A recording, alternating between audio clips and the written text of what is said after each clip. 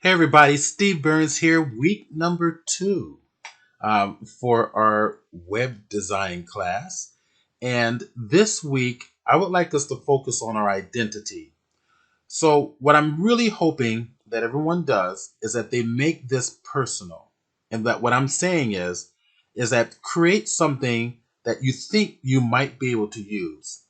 Now, some of you may be artists, some of you may be photographers or dancers or sports in sports of some sort. I think this would be a great opportunity for you guys to design a website that's going to be unique to you and something that's going to be personal to promote who you are and what you do. I think you'll get the best value from this class if you consider designing something for yourself. Now, you don't have to; it's not required. You can create a fictional site that, like we mentioned earlier, like for a chef or a restaurant or a bike rider. I mean, it doesn't matter what you choose, but the idea is that the website has to tell a story. It has to represent something, an identity for that person, place, or thing that you're creating the site for. Okay. All right. Now, this week we're going to focus on creating logos. All right. So that's going to be an important part of any designer's or any business person's um, identity is have some type of a graphic image that sets them apart from everybody else. Now, go to the website, look for ideas. I highly recommend it. Don't try to just figure this one out on your own. Get ideas online and then start formulating something. Now, here's some examples of logos, and I'll click on some of them. Some of these are very recognizable. They become basically a household name. The imagery, like 7-Eleven, wonderful design, very simple. Google, and your design can also be graphic. You know, this is, as the Starbucks one here. It doesn't say Starbucks, but we all recognize that that's Starbucks. Okay, very very clean design. We've got other examples with the Shell logo and the golden arches. Of course, they're all household names. But I need something. I want something that's going to be unique to you or to your particular client that you're gonna design your site for. So one way that I start off with is using monograms. Okay, so I'm gonna go to an example of monogram here. And it might be a great idea to create a symbol. For example, I'm going to be redesigning my site because it's something I've been wanting to do forever, and I figured, why not just do it in a class? Take my old site, redesign it. Let me just show you my site real quick. It needs to be updated, by the way. Chromeillusion.com. Right. So Chrome represent now. I'm an artist. I began as a photographic artist, and if you look at my website here, you can see examples of what I do. And what I often work with is photographic materials. I'll take them and destroy them, scan them in, bring them into the computer to create something different. So the website that I will be creating for the tutorials and examples, it's going to represent me as an artist. Okay, it's going to tell the story about Stephen Burns. This excites me to really want to do something fun and creative, and that's also it's going to give me value in the process. You can see examples of my links up here. You can look at the designs on here. It's they're different. It represents the site, but it also represents not just represents the site, but it also doesn't distract from the site. It's integrated in with it. Notice that my coloring that I'm using for the whole site is more of a grayscale with a slight brown right behind it.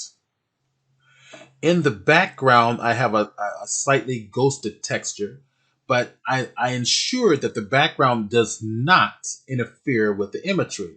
Now, this is all designed using tables, and we're going to create instead a website that's going to be able to resize across various platforms, which this one does not. Okay, now that's what I meant by this is an old site here. If I click on each one of these links, let's say books and DVDs, so it represents the books that I have written.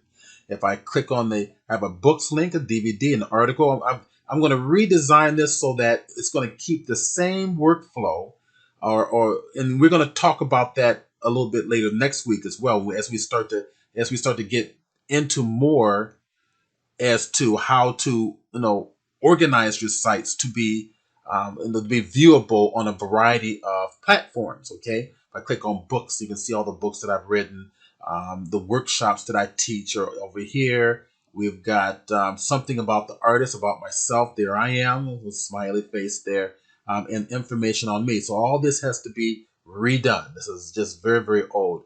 Tutorials that I've done on YouTube. I've created a page for that. But notice as we go to every page, it's all the same basic design, so that it all looks like it's integrated into one concept about who I am. But look at the bar up here, okay, the heading bar. It's a nice little interesting design, which I still like, but I'll have to rework that. Chromeillusion.com, which is the site. I guess I could have just put Chromeillusion and left the .com off, but again, I'll rework that and rethink that for this project.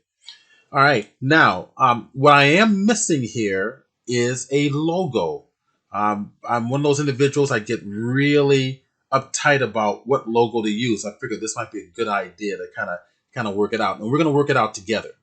So you also, for this week, I want you to focus on the logo that you're going to include into the design of your site. Okay, so last week we talked about kind of the overall, kind of getting ideas as to how you want your site to look, what links you want to include into it. Now we're going to start to slowly put that together. Okay, all right. Now let's go back over to the monograms and looking at some of these ideas here as to what I could possibly do. Now I've got a couple of ideas, but I'm going to share. I'm going to take a look at some of these examples as well. I'm going to look through here, and I'm going to take a look. You know what? Look at how they're using text. All right, and I'm going to show you a way in which you can actually take the text and create your logo. Now, it doesn't have to be an anagram using text. It can be a symbol, or you can go back and go back to the logos concept and create something a little bit more graphical, similar like to the KFC or something like the Harvard over here. Okay, so I'm going to give you a choice. So I want you to spend time to really think about what logo you might like your I should say representative of your particular website. Okay, so let's go back over the monogram real quick and look at some examples of how the text is utilized. Mason. I mean, I don't know if the large M could represent his last name or of this company's last name, but maybe Mason. That's what the company wants ingrained in your mind.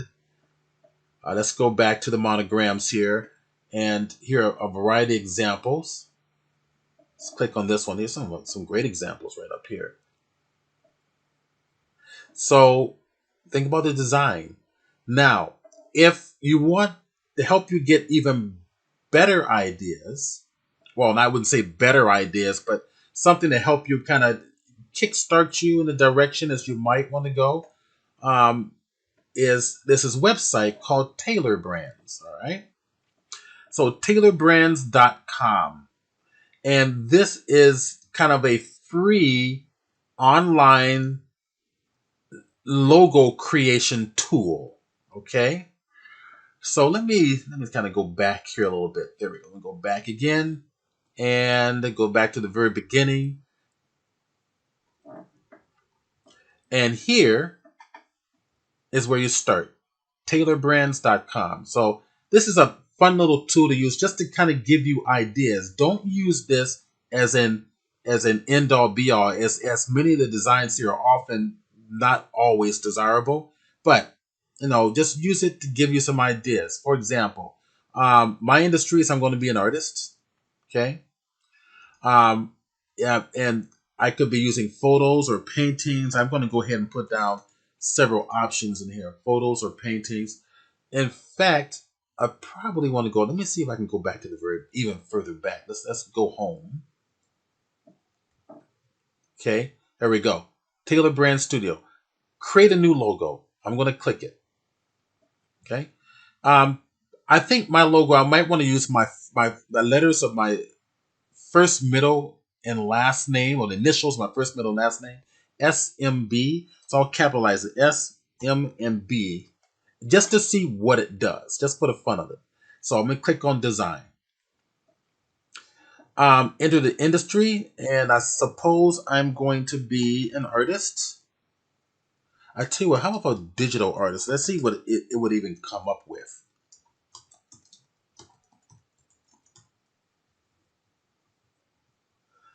It says no results found. I tell you what, let's try artist.